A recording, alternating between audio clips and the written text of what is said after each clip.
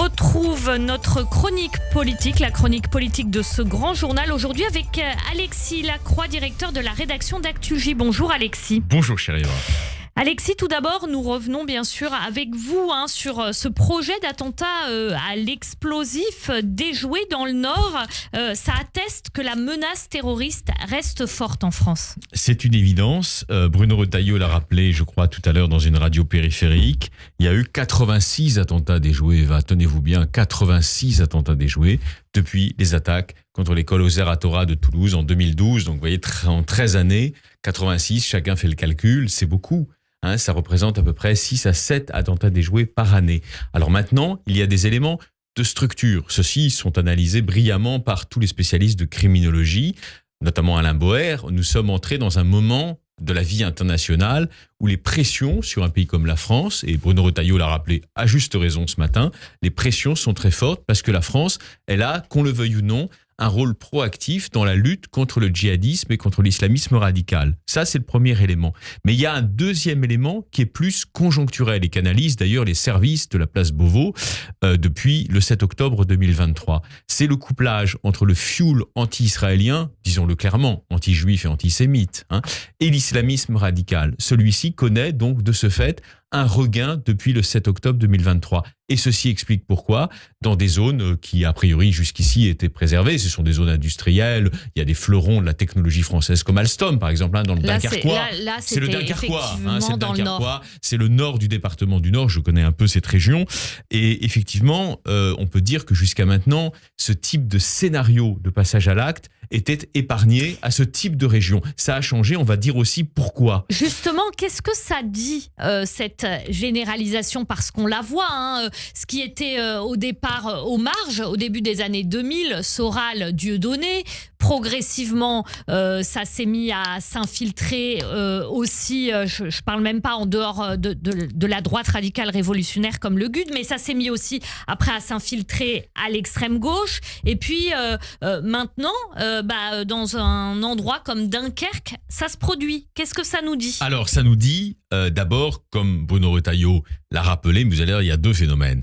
Ça nous dit d'abord que les passages à l'acte, ou les tentatives de passage à l'acte, puisque celles-ci sont la plupart du temps déjouées, on est bien d'accord, concernent de plus en plus des mineurs, ou en tout cas des adultes très jeunes. 70% ont moins de 21 ans. Donc ça nous dit qu'il y a aujourd'hui, dans tous les territoires de la République, et j'allais vous dire avec les mots de Georges Bensoussan, dans les territoires perdus de la République, c'est-à-dire beaucoup de territoires, beaucoup de départements, il y a une jeunesse, ça n'est pas toute la jeunesse bien sûr, d'origine immigrée qui s'est radicalisée sous l'influence des prédicateurs salafistes et fréristes. C'est une évidence. Et c'est ceci, bien sûr, et ça n'est pas du tout pratiquer de l'islamophobie ou du préjugé à l'endroit de nos compatriotes d'origine immigrée, évidemment que de dire cela. Là, nous visons l'islamisme radical. En plus, sur Radio J, on est pas mal d'origine immigrée. Voilà, nous visons l'islamisme radical, nous ne visons nullement les musulmans. D'ailleurs, c'est la ligne du gouvernement, Bruno Retailleau n'y déroge pas.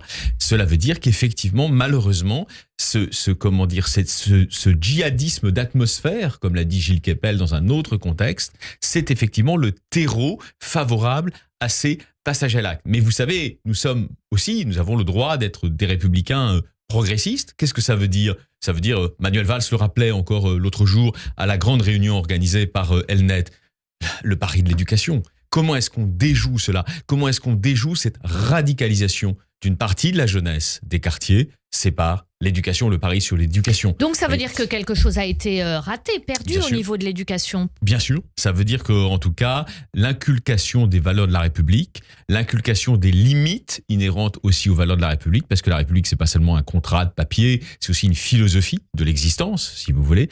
Tout cela n'a pas été transmis, malheureusement, à l'ensemble de la jeunesse de France. Et donc, face à cette situation, je vous dis, il y a la ligne du gouvernement qui me paraît saine, qui est de coupler la question éducative. Il faut évidemment renforcer le volet éducatif avec l'incontestable et nécessaire volet sécuritaire. C'est vrai qu'on peut douter de la France parfois. Certains de nos auditeurs doutent de la France pour des raisons plus globales, plus métapolitiques. En revanche, on ne peut pas douter de l'efficacité des services français dans le déjouement de ces tentatives d'attentat. Et j'en termine par là.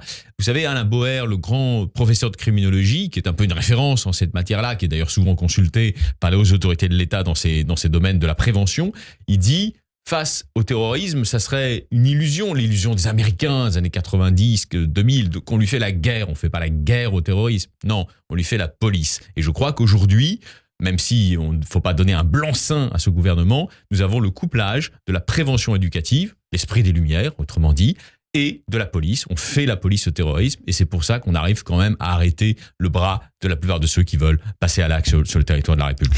Justice à présent, parce qu'on a eu l'épisode Marine Le Pen et là on a l'épisode Sarkozy, puisque le procès de Nicolas Sarkozy concernant les financements libyens touche à sa fin. Oui. Alors évidemment, le problème est de savoir à quelle sauce il va être mangé, si je peux me permettre.